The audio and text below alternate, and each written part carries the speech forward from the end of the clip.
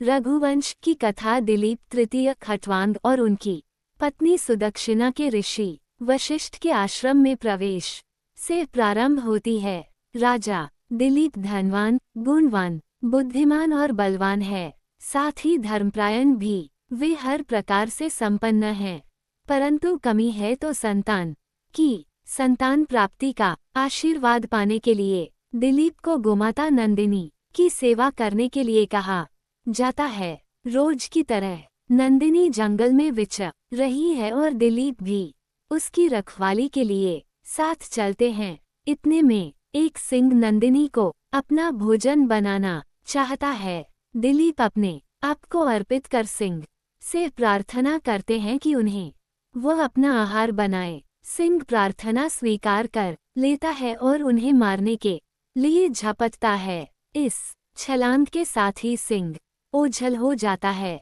तब नंदिनी बताती है कि उसी ने दिलीप की परीक्षा लेने के लिए यह मायाजाल रचा था। नंदिनी दिलीप की सेवा से प्रसन्न होकर पुत्र प्राप्ति का आशीर्वाद देती है। राजा दिलीप और सुदक्षिणा नंदिनी का दूध ग्रहण करते हैं और उन्हें पुत्र रत्न की प्राप्ति होती है। इस गुणवान पुत्र का नाम रघु रखा जाता है, जिसके पराक्रम के कारण ही इस वंश को रघुवंश के नाम से जाना जाता है। रघु के पराक्रम का वर्णन कालिदास ने विस्तार पूर्वक अपने ग्रंथ रघुवंश में किया है। अश्वमेध यज्ञ के घोड़े को चुराने पर उन्होंने इंद्र से युद्ध किया और उसे छुड़ाकर लाया था। उन्होंने विश्वजीत यज्ञ संपन्न करके अपना सारा धन दान कर दिया था। जब उनके पास कुछ भी धन नहीं रहा तो एक दिन ऋषिपुत्र कौत्स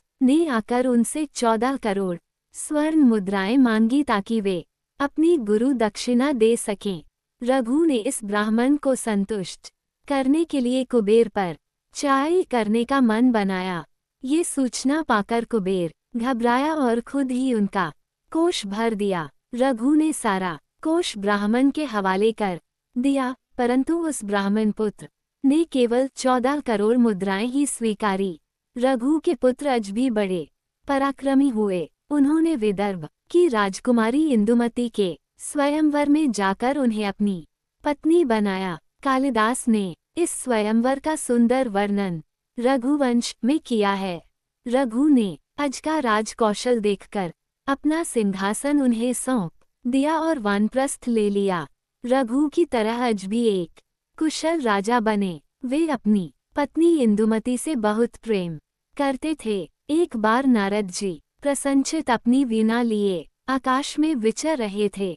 संयोगवश उनकी वीणा का एक फूल टूटा और बगीचे में सैर कर रही रानी इंदुमती के सिर पर गिरा, जिससे उनकी मृत्यु हो गई। राजा आज इंदुमती के वियोग में विह्वल हो गए और अंत में जल समाधि ले ली। कालिदास ने रघुवंश के 8 सर्गों में दिलीप, रघु और अज की जीवनी पर प्रकाश डाला। बाद में उन्होंने दशरथ, राम, लव और कुश की कथा का वर्णन 8 सर्गों में किया। जब राम लंका से लौट रहे थे तब पुष्पक विमान में बैठी सीता को दंडकारण्य तथा पंचवटी के उन स्थानों को दिखा रहे थे जहां उन्होंने सीता की खोज की थी। इसका बड़ा ही सुंदर एवं मार्मिक दृष्टांत कालिदास ने रघुवंश के 13वें सर्ग में किया है।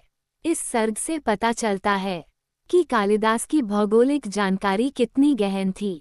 अयोध्या की पूर्व ख्याति और वर्तमान स्थिति का वर्णन कुश के स्वप्न के माध्यम से कवि ने बड़ी कुशलता से 16वें सर्ग में किया है। रघुवंश के अंतिम सर्ग में रघुवंश के अंतिम राजा अग्निवर्ण के भोग विलास का चित्रण किया गया है। अग्निवर्ण के दंभ की पराकाष्ठा यह है कि प्रजा जब राजा के दर्शन के लिए आती है तो अग्निवर्ण अपने पैर खिड़की के बाहर पसार देता है। जनता के अनादर का परिणाम राज्य का पतन होता है। अग्निवर्ण पतित होकर क्षयग्रस्त हो गया था और उसी से उसका प्राणांत भी हुआ। इसके लिए कालिदास का स्पष्टीकरण है कि अग्निवर्ण के पिता सुदर्शन अपने राज्य की इस प्रकार सुंदर व्यवस्था कर गए थे कि अग्निवर्ण को करने के लिए कुछ रहा ही नहीं तो उसमें कामनाओं और वासनाओं की प्रबलता होने लगी और वह पतन के गर्त में गिरता चला गया। अग्निवर्ण के मरण उपरांत उसकी गर्भवती पत्नी के राज्याभिषेक के उपरांत इस महाकाव्य की इतिश्री होती है।